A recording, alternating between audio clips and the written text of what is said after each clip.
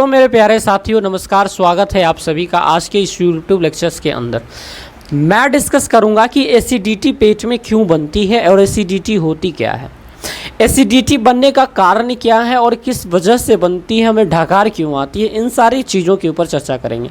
बहरहाल ये हमारा टॉपिक स्टोमक में चल रहा था, जहाँ पे हमने भोजन को मुंह से भेजते हुए इसोफेगस वगैरह से होता हुआ जब ये पेट में आता है तो पेट में हमारा गैस क्यों खाना बन जाता है, इनके बारे में हम चर्चा करेंगे।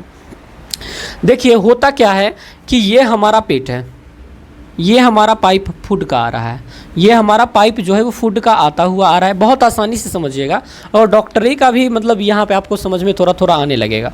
तो ये खाना जो हमारा है ऐसे ऐसे ऐसे ऐसे होता हुआ आ रहा है। और खाना कहाँ से होता हुआ आ रहा है तो आप कहेंगे कि सर इसोफेगस से खाना होता हुआ आ रहा है। ये खाना जब ऐसे होता हुआ आता है तो ये हमारा पेट के अंदर जाता है, ये हमारा पेट के अंदर जाता है और पेट के अंदर जाता है, उसके बाद ये छोटी आंत से जुड़ जाती है। लेकिन आप याद रखिएगा, हमारा जो पेट होता है उसके आंतरिक अस्तर होते हैं। आंतरिक अस्तर कहने का मतलब ये वाला लेयर जो पेट का होता है, ये वाला लेयर जो अंतिम अंतर से होती है, अंदर से ये लेयर होती है, ये वाली, इससे निकलता है HCl। इससे क्या निकलता है? HCl निकलता है। क्योंकि पेट के आंतरिक अस्तर का जो लेयर होता है वो कुछ और नहीं होता है, वो क्या होता है, पेट का जो भाग होता है स्तंभा का जठर, मतलब इसका जो कोशिका होती, पेट का आंतरिक अस्तर जो बना होता है वो ये एक उत्तक से बना होता है, जिस उत्तक का नाम पड़ता है एपिथीलियम उत्तक। क्या नाम पड़ता है?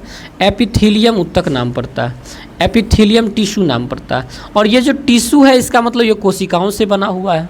और इसकी कोशिका 3 प्रकार की होती है, इसकी कोशिका 3 प्रकार की होती है। एक का नाम पड़ता है भित्ति या अम्लजन, दूसरे का नाम पड़ता है श्लेष्मा, एक का नाम पड़ती है श्लेष्मा, दूसरे का नाम पड़ती है भित्ति या अम्लजन, भित्ति या फिर अम्लजन, और तीसरे का नाम पड़ता है जाइमोजिन। क्या नाम पड़ता है? जाइमोजिन। और ये जो भित्ति या अम्लजन होती है ये निकालती है अपने अंदर से HCl। क्या चीज़ निकालती है? HCl। और यही HCl का कार्य होता है, यानी ये पेट का टिश्यू है और यहाँ से 3 कोशिका होती है इस टिश्यू के अंदर, और उसमें से एक का नाम है भित्ति या अम्लजन, जो अम्लजन HCl को निकालती है। हमारा पेट क्या चीज़ को निकालता है? हाइड्रोक्लोरिक एसिड को निकालता है। HCl मतलब हाइड्रोक्लोरिक अम्ल को निकालता है। और ये अम्ल जो होते हैं इसका इस्तेमाल आप लोग बाथरूम साफ़ करने में करते हैं। अब ज़रा सोचिए ये कितने खतरनाक एसिड होते हैं मेरे बच्चे। ये एसिड का कार्य होता है जो भोजन में उपस्थित है बैक्टीरिया, जो भोजन में उपस्थित है बैक्टीरिया, भोजन में उपस्थित है बैक्टीरिया, जो भोजन में उपस्थित है जीवाणु, जो भोजन में उपस्थित है अनावश्यक पदार्थ, उन सबों को ख़त्म करने का कार्य किसका होता है? HCl का होता है। लेकिन आमतौर पे हम क्या सुनते हैं, किसी महिला के पेट में बच्चा है। क्या पेट में बच्चा हो सकता है? ज़रा सोचिए, अगर पेट में बच्चा होगा तो HCl उसको मार देगा, लेकिन बच्चा पेट में कभी भी नहीं होता है। बच्चा यूटेरस में होता है, गर्भाशय में होता है। जो पेट के नीचे का सेक्शंस होता है वो वजाइना से ऊपर का सेक्शंस होता है। वहाँ पर हम लोग डिस्कस करेंगे जब हम रिप्रोडक्शन सिस्टम बताएंगे कि बच्चा कहाँ पर होता है, वो बताएंगे। लेकिन अभी फ़िलहाल ये समझिए पेट के अंदर होता है HCl, जो इन सबों को मारने का कार्य करता है तब जब भोजन हमारे पेट में आता है। तब मान लीजिए ये भोजन आ रहा है, भोजन आ रहा है, भोजन आ गया, इसमें उपस्थित है बैक्टीरिया, जीवाणु, कवक, ये सारा चीज़ को मारेगा कौन? HCl निकलेगा, अब मार देगा। लेकिन ज़रा सोचिए कि किसी दिन ऐसा हो जाए, किसी दिन ऐसा हो जाए कि HCl का बैलेंस बिगड़ जाए। HCl का क्या हो जाए? बैलेंस बिगड़ जाए। अब कैसे बैलेंस बिगड़ेगा सर? तो HCl का बैलेंस क्या हो जाए? बैलेंस क्या हो जाए? खराब हो जाए। खराब कैसे होगा? अगर मान लीजिए पेट में खाना ही नहीं है, पेट में क्या नहीं है, आपने रख लिया फास्टिंग, आपने क्या रख लिया? फास्टिंग। तो फास्टिंग जब रख लिया है तो खाना पेट में खाना नहीं है, और पेट में खाना नहीं है लेकिन फिर भी क्या निकल रहा है? HCl आ रहा है। तो बताइए ये HCl अब किसको मारेंगे? तो खाना तो है ही नहीं पेट में, फास्टिंग आपने रखा, लेकिन फिर भी HCl का स्रावन होते रहता है। जिस कारण से हमारे पेट का अब इसमें खाना नहीं है, तो ये HCl जो निकलेगा इस वाले लेयर से सटेगा, इस वाले लेयर से सटेगा, इस वाले लेयर से, और इस कारण पेट में हमें होगी जलन, क्योंकि HCl बहुत हानिकारक होता है। दूसरी बात सुनिए, जब ये HCl हमारे आंतरिक स्तर एपिथेलियम उत्तक जो अभी हमने बताया है उसको ये डिस्ट्रॉय करेंगे तो आंत में हो सकता है घाव होगा, जिसे कहा जाता है पेप्टिक अल्सर। क्या कहा जाता है? पेप्टिक अल्सर कहा जाता है। पेप्टिक अल्सर नाम की बीमारी आपको हो जाएगी। दूसरी बात समझिए, तो HCl का स्रावन होते रहता है, जिस कारण से हमारे अंदर एसिडिटी बन जाती है और हमारे गंदी ढकार आने लगती है। तो ये तो हमने बताया कि अगर आप भूखे रहते हैं तो उस कारण से हमारे यहाँ पे क्षतिग्रस्त होती है और एसिडिटी हमारे यहाँ अंदर हो जाती है। एसिडिटी कहने का मतलब होता है कि इसका pH मान जो होता है, pH वैल्यू जो होती है वो लगभग 1 से 1.5 के आसपास आती है। पेट का जो pH मान होता है वो लगभग इसी के आसपास आती है। ये यानी एसिडिटिक होती है, नेचर में बहुत एसिड के आसपास होती है। अब ज़रा हमें एक बात बताइए कि ये हमें पेट को इतना क्षतिग्रस्त कर रही है जब खाना नहीं खाएं, लेकिन कुछ लोग कहते हैं कि खाना खाने के बाद भी पेट हमारा ऐसा हो जाता है। तो ज़रा सुनिए, कुछ लोग क्या करते हैं कि खाना जो है जितना HCl निकला उससे अधिक निकाल देते हैं खाना।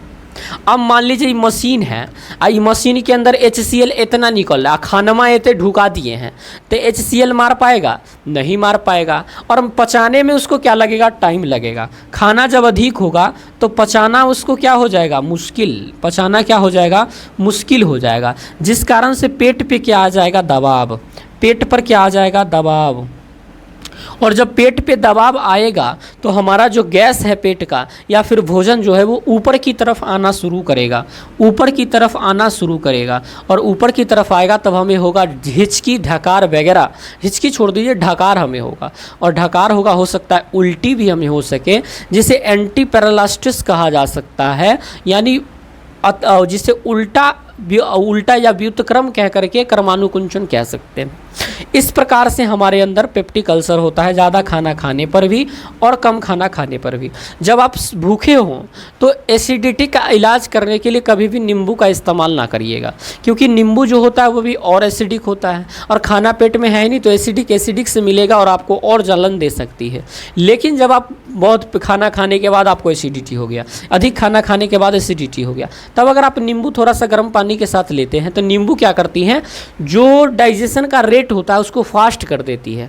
ये वो नहीं करती हैं कि HCl को मतलब मार देती है, ऐसा कुछ वो नहीं करती हैं, वो फास्टिंग करती है, और जिस कारण से भोजन पचता है और फिर हमारा एसिडिटिक ख़त्म हो जाता है। तो भोजन इसी के साथ आप कभी कभी नींबू को लेना खतरनाक हो सकता है। कब? जब भूखे हो। लेकिन जब भोजन ज़्यादा हो चुका है और गर्म पानी के साथ नींबू लेते हैं तो वो ठीक ठाक हो सकता है। लेकिन ज़रा इस एसिडिक नेचर को जब पेट में आ जाए तो इसको ठीक कैसे किया जाएगा? तो सर पेट में आया है एसिड और ठीक करना है तब मिलाइए बेस, और बेस को मिलाएंगे तो ये न्यूट्रल हो जाएगा और पेट में पानी आ जाएगी और इस प्रकार से सॉल्ट आएगी और खाना पच जाएगा। यानी आपके अंदर आ गया है बेस तो मिलाइएगा, मान लीजिए एसिडिटी हो गया है तो बेस मिलाइएगा तब ना न्यूट्रल होगा। तो डॉक्टर क्या करते हैं, इनो देते हैं या फिर डाइजिन देते हैं। देखिए और बताते हैं आपको हो गया है HCl, आपको पेट में क्या हो गया है? HCl, और डॉक्टर एक डाइजिन देते हैं या इनो देते हैं, इनो देते हैं या डाइजिन देते हैं। इनो या डाइजिन क्या करता है? देखो HCl जब है पेट में और इनो डाइजिन में पाया जाता है मैग्नीशियम हाइड्रोक्साइड पाया जाता है, और ये मैग्नीशियम हाइड्रोक्साइड जो होता है जिसे हम कहा जाता है मिल्क ऑफ मैग्नीशिया। OH जिसमें लगा रहता है वो बेस होता है, और H जिसमें लगा रहता है हाइड्रोजन आयन जिसमें लगा रहता है वो एसिड होता है। ये क्या करता है? इसके साथ मिलने के बाद MgCl2 बनाता है, MgCl2 बनाता है और H2O बनाता है। ये MgCl2 जो होता है ये हमारा सॉल्ट का काम करने लगता है, और ये जो होता है ये पानी बन जाता है। जैसे ही सॉल्ट बनता है ये न्यूट्रल हो जाता है, सॉल्ट न्यूट्रल होते हैं, एसिडिक बेस और सॉल्ट, और ये पानी हमारा डाइजेशन को मदद करता है, और इस प्रकार से हमारे पेट में आ जाते हैं न्यूट्रलिटी, और हमारा पेट क्या हो जाता है?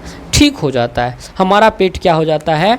ठीक हो जाता है। तो हमने आपको बताने का काम किया है कि किस तरह से हमारे पेट के अंदर एसिडिटी होती है और कैसे इसे ठीक किया जा सकता है। अगर भोजन आप समय पे ले रहे हैं तो इसकी चांस बहुत है कि कम हो जाए। अच्छा, इसकी कई और वजह भी हो सकती है, जैसे मान लीजिए आपका उम्र ऐसा हो चुका है कि डाइजेशन का वर्किंग बहुत स्लो हो चुका है, तब भी हो सकती है समस्या। अगर आप दुर्व्यसन कर रहे हैं, धूम्रपान कर रहे हैं, तब भी इस तरह की समस्या आपके अंदर हो सकती है। आपकी दिनचर्या अलग टाइप की हो चुकी है, अगर आप स्मोकिंग कर रहे हैं तब भी आपको पेट की समस्या हो सकती है। दिनचर्या सूतने उठने का अगर गलत ढंग से हो चुका है तब भी आपको समस्या हो सकती है। दूसरी बात, अगर माइंड आपका खाने के वक्त किसी और चीज़ पे इन्वॉल्व है, जैसे मोबाइल पे इन्वॉल्व है, तब भी आपको समस्या हो सकती है। इन सबों को ठीक करके आप इसे सुधार कर सकते हैं। मैं जो फैक्टर बायो का था वो मैं आपको बताया। शुक्रिया, अलविदा चाहते हैं आज के लिए। लेकिन अगर वीडियो अच्छा लगा होगा, एक प्यारे से भाई को अपना छोटा सा लाइक से और सब्सक्राइब करके मुझे मदद करिएगा। ये मदद मुझे बहुत मोटिवेट करती है। धन्यवाद।